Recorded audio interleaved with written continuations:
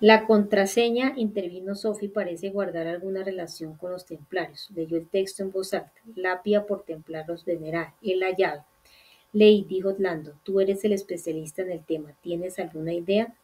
Tevin se quedó unos instantes en silencio y suspiró. Bueno, está claro que una lápida es una inscripción mortuoria de algún tipo. Es posible que en el poema se haga referencia a la lápida de los templarios, veneraban sobre la tumba de María Magdalena, pero eso no sirve de mucho, porque no sabemos dónde está. El último verso, insistió Sophie, dice, y el Adbash el camino. Me suena esta palabra Adbash. No me extraña, observó Lando, tienes que haberla estudiado en criptología. El código cifrado del Adbash es uno de los más antiguos de que se tiene constancia. Ah, sí, claro, pensó Sophie, el famoso código hebreo de codificación. Y si lo había estudiado con sus primeros años de carrera, se trata de un sistema de codificación que tenía unos 2500 años y en la actualidad se usaba como ejemplo de sistema elemental de sustitución por rotación. Era un tipo de criptograma usado con frecuencia en la lengua hebrea y sus elementos eran las 22 letras de un alfabeto. En el Adbash, la primera letra se sustituía por la última, la segunda por la penúltima y así sucesivamente. El Adbash es extraordinariamente apropiado, dijo Tevin. Este tipo de codificación se encuentra en la Cábala, en los manuscritos del Mar Muerto e incluso en el Antiguo Testamento. Hay estudiosos y místicos hebreos que siguen encontrando significados ocultos mediante la aplicación de las Bash. No hay duda de que el priorato ha incluido ese sistema de codificación como parte de sus enseñanzas. El único problema, dijo Tevin, es que no tenemos nada que aplicar. Debe de haber una palabra cifrada sobre alguna lápida. Tenemos que encontrar la lápida que veneran los templarios. A juzgar por la extraña sonrisa de Landon, a Sophie le daba la sensación de que aquello no iba a ser tarea fácil. El Adbach es la llave, pensó Sophie, pero nos falta la puerta. Pasaron 3 minutos en silencio, tras los cuales Tevin suspiró y empezó a menear la cabeza. Amigos, estoy bloqueado. Dejadme pensar un poco con calma mientras voy atrás a buscar algo de picar y a ver si Remy y nuestro huésped se encuentra bien. Se levantó y se dirigió a la zona de cola. Al verlo levantarse, Sophie se sintió de pronto cansada. Por la ventanilla la oscuridad que precedía el amanecer era total. A Sophie le parecía que era como si la hubieran arrojado al espacio y no tuviera ni idea del punto en el que aterrizaría. Como había crecido solucionando los acertijos de su abuelo, ahora tenía la incómoda sensación de que aquel poema que tenía delante contenía una información de la que aún no se habían dado cuenta. Aquí tiene que haber algo más, se dijo, ingeniosamente oculto, pero de algún modo presente. Además, agazapado entre aquellos pensamientos estaba el temor de a que al fin, en el interior de aquel criptes lo encontraran no fuera algo tan sencillo como un mapa con el camino a seguir para encontrar el Santo Grial, a pesar de la seguridad de Landon y Tevin de que la verdad se encontraba en aquel cilindro de mármol. Sofía había participado en suficientes búsquedas de tesoro con su abuelo como para saber que esta no eran los que revelaban sus secretos así como así. El controlador aéreo de Le Bourget, que estaba de guardia aquella noche, dormitaba frente a la pantalla del radar cuando el capitán de la policía judicial prácticamente echó la puerta abajo. ¿Dónde ha ido el jet de Tevin? Gritó entrando en la pequeña torre de control.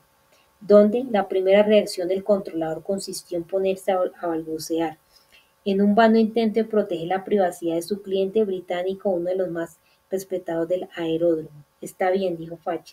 Entonces voy a tener que detenerlo por permitir el despegue de un avión sin plan de vuelo. Le hizo un gesto a un agente que se acercó para ponerle las esposas. En ese momento el controlador sintió que le invadía una oleada de terror. Se acordó de los artículos de prensa en los que se debatía si el capitán era un héroe o una amenaza. La duda que acaba de quedarle aclarada. Espere, dijo al ver las esposas. Yo solo puedo decirle lo que sé. El señor Tevin hace frecuentes viajes a Londres para seguir un tratamiento médico. Tiene un hangar en el Beijing Hills Executive Airport Queen, a las afueras de la capital. Fache indicó al policía la de las esposas que se apartara.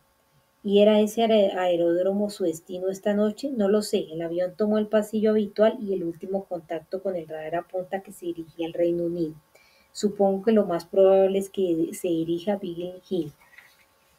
¿Ha embarcado más gente con él? Señor, le juro que yo no tengo manera de saberlo. Nuestros clientes salen directamente de sus hangares y cargan lo que quieren en los aviones. El tema de los pasajeros es responsabilidad de las autoridades de la aduana en el punto de destino.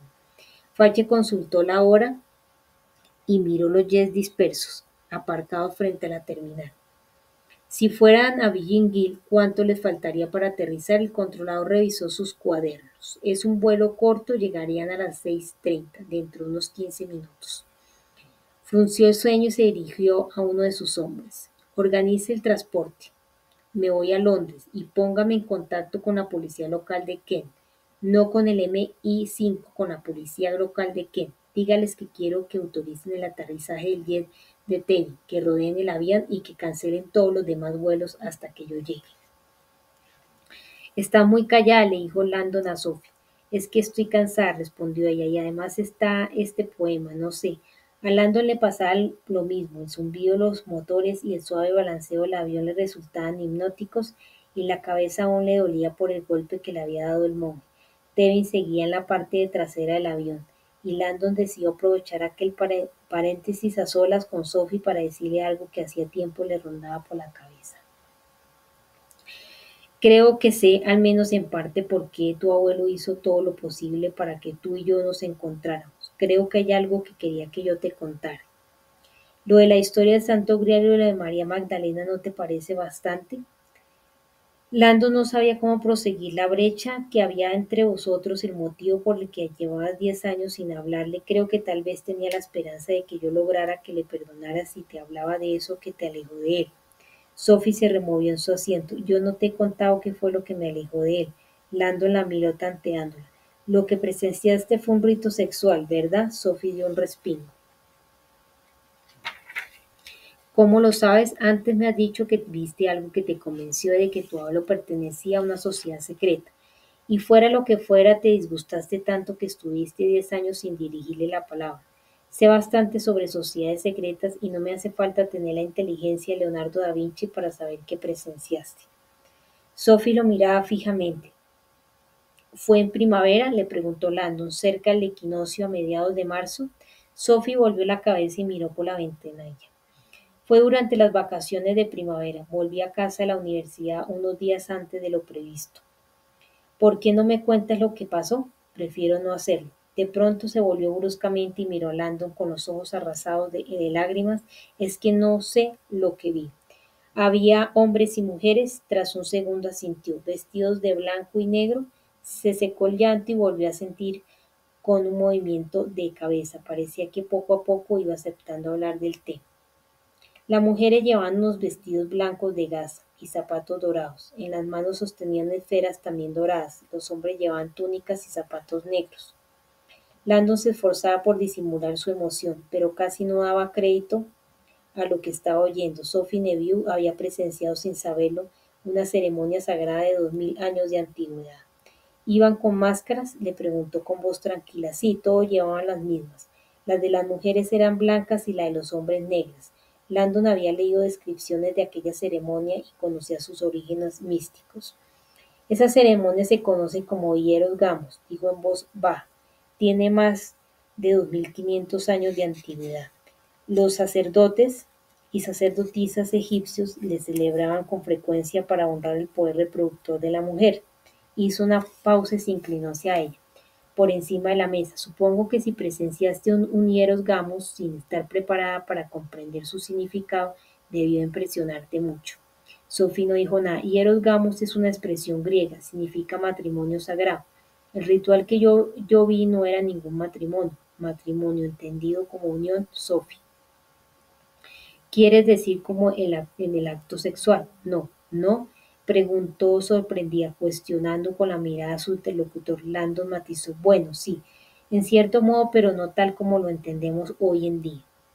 Le explicó que aunque lo que vio parecía un rito sexual, en realidad el hieros gamos no tenía nada que ver con el erotismo. Se trataba de un acto espiritual. Históricamente el acto sexual era una relación a través de la que el hombre y la mujer experimentaban a Dios. En la antigüedad se creía que el hombre era espiritualmente incompleto hasta que tenía conocimiento carnal de la divinidad femenina. La unión física con la mujer era el único medio a través del cual el varón podía llegar a la plenitud espiritual y alcanzar finalmente el conocimiento de lo divino. Desde los días de Isis, los ritos sexuales se consideraban los únicos puentes que tenía el hombre para dejar la tierra y alcanzar el cielo.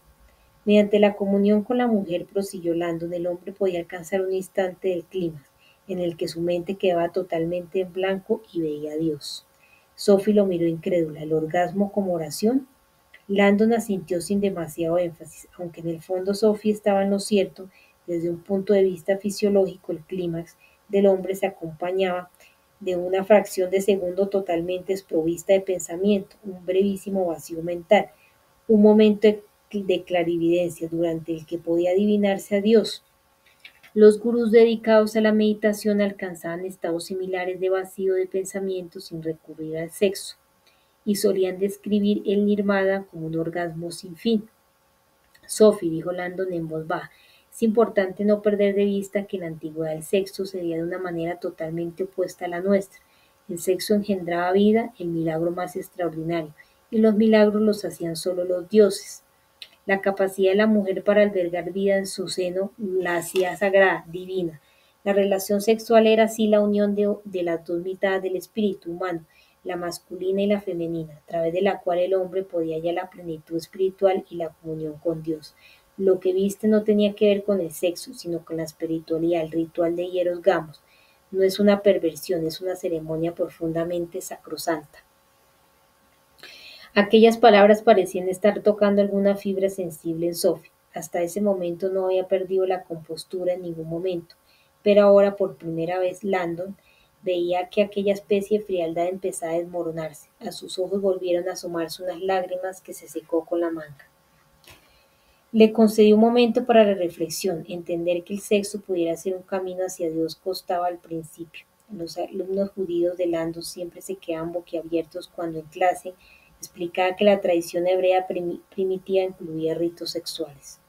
Y en el templo nada menos. Los primeros judíos creían que el Sacta Torum en el templo de Salomón albergaba no solo a Dios, sino una poderosa equivalente femenina, la diosa Shekinah. Los hombres que buscaban la plenitud espiritual acudían al templo a visitar a los sacerdotisas o hieródulas con las que hacían el amor y experimentaban lo divino a través de la unión carnal. El tetragramatón judío YHWH, el nombre sagrado de Dios, derivado en realidad de Jehová, una andrógina unión física entre el masculino Yah y Javá, el nombre prehebraico que se le daba a Eva. Para la iglesia primitiva, expuso Landon con voz pausada, el uso del sexo para comulgar directamente con Dios suponía una seria amenaza a los cimientos del poder católico.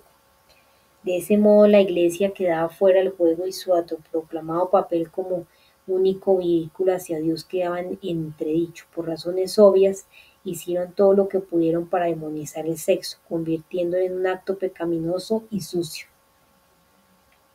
Otras grandes religiones hicieron lo mismo. Sophie seguía sin decir nada, pero Landon notaba que estaba empezando a entender mejor a su abuelo. Irónicamente, aquellos mismos argumentos los había expuesto en una de sus clases a principios de aquel semestre. No es sorprendernos que el sexo sea un conflicto para nosotros. No les había dicho a sus alumnos, tanto lo que hemos heredado de la antigüedad como nuestra propia fisiología nos dicen que el sexo es algo natural, un bello camino hacia la plenitud espiritual, y sin embargo la religión moderna lo ve como algo pecaminoso y nos enseña a temer nuestro deseo sexual como la propia mano del demonio. Landon decidió no escandalizar a sus alumnos explicándoles que más de 10 sociedades secretas de todo el mundo, muchas de ellas bastante influyentes, seguían practicando ritos sexuales y mantenían vivas las antiguas tradiciones. El personaje Tom Cruise en la película Edge White Shoot lo descubría sin querer cuando se colocaba en una reunión privada de neoyorquinos de clase alta y era testigo de un hieros gamos. Por desgracia, los realizadores de la película no habían reflejado correctamente los pormenores, pero lo esencial estaba ahí, una sociedad secreta en comunión, entregándose a la magia de una unión sexual. Profesor Landon, le dijo un alumno de la última fila que tenía la mano levantada, ¿está insinuando que en vez de ir a la iglesia deberíamos tener más vida sexual? Landon ahogó una carcajada sin ninguna intención de morder aquel anzuelo. Según había oído en las fiestas que se celebraban en Harvard, no era sexo lo que faltaba precisamente. Señores, dijo, sabiendo que pisaba terreno resbaladizo, permítame que les dé mi opinión. No es mi intención recomendarles las relaciones prematrimoniales, pero tampoco soy tan ingenuo como para pensar que todos son unos angelitos castos, así que quiero ofrecerles un consejo sobre su vida sexual. Todos los hombres de la sala se echaron un poco hacia adelante y se dispusieron a escuchar con atención.